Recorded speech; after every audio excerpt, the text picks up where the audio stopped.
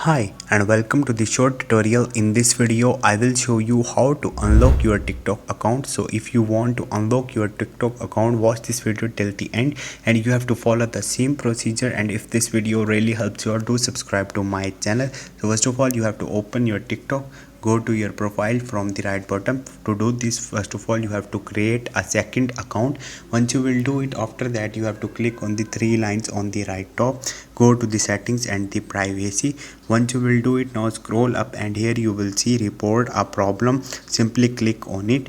Once you will do it, after that you will see multiple options right here. So you have to click on the account and the profile, and here you will see different options. Go to the login and here you will see suspended account. Click on it. Once you will do it, after that you have to click on the no and click on the need more help.